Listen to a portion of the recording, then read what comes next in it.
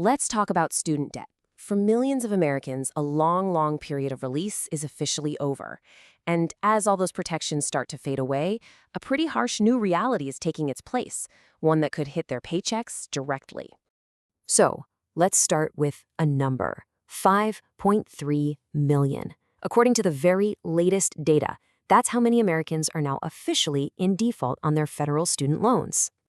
And just to be clear what that means, we're talking about 5.3 million people who have gone at least an entire year, a full year, without making a single payment. After that really long pause on collections, the consequences are about to get very, very real. So this all brings up a couple of really big questions, right? First, why is all this happening right now? And maybe even more surprising, who are these borrowers who've actually fallen so far behind? As you're about to see, the answer is probably not what you're thinking. Okay, so to really get what's going on, we need to do a quick rewind. Let's jump back to the beginning of the pandemic. So, it all kicked off way back in March 2020. That's when student loan payments were first put on pause. Fast forward to late 2023, and payments officially started back up. Then, after this 1-year on-ramp or grace period, missed payments started to actually hit people's credit reports. That was October 2024. And now the final shoe is about to drop in early 2026. We're talking about the restart of wage garnishment. And, this whole payment pause thing, it was a long-running bipartisan policy. It actually started under the Trump administration and then got extended a bunch of times by the Biden administration. But that era of relief, it's over. And collection efforts are coming back. And they're coming back strong. So what's your first assumption here? You'd probably think that the people falling behind are the ones who are struggling the most financially, right? Well, some brand new data paints a really different and, frankly, a pretty shocking picture. Get this. According to a huge new report from the JPMorgan Chase Institute, the big increase in overdue payments is being driven overwhelmingly by high-income borrowers. Yeah, you heard that right. In fact, the highest earning group is now 45% more likely to be overdue than they were back in 2019. Okay, wait a second. That's totally counterintuitive, isn't it? So the obvious question is, maybe these higher earning folks are just in a worse financial spot now than they were before the pandemic. Well, funny you should ask, because the data says no, not at all. In fact, this just makes the mystery even deeper. For these same people who are behind on their student loans, their delinquency rates on other stuff, car payments, credit cards, is actually lower today than it was in 2019. So it really looks like they're handling all their other bills just fine.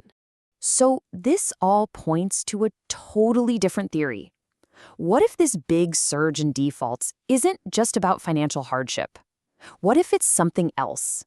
Something like, say, administrative hassle, or just plain old confusion after years and years of rule changes. And here's a really powerful clue. Over 75%, more than 3/4 of all the overdue borrowers, they haven't made a single payment since the pause ended back in October 2023. It's not like they tried to pay and then fell behind. They just never even started paying again. And this is wild. Even when you look at just that highest income group, a majority, 54% of them, are never payers. This points so strongly to the idea that for a lot of people, the problem isn't that they can't pay, it's something else entirely. Maybe they didn't know they had to, maybe they're confused, or maybe it's just inertia. But look, whatever the reason is, hardship, hassle, confusion, the consequences are exactly the same. For anyone who stays in default, the government is about to start taking its money back, and they're going to do it directly, using a process with some pretty serious financial implications. So this whole thing is done through a process called wage garnishment. And when it comes to federal student loans, it is an especially powerful tool because the Department of Education can just order an employer to do it. They don't even need to get a court order first. And the amount they can take, it can be pretty significant. Federal law allows the government to garnish up to 15% of a borrower's disposable income. And that's your take-home pay, the money you have left after taxes. So just think about it. If you take home, say, $4,000 a month, that's up to $600 gone before you even get your paycheck.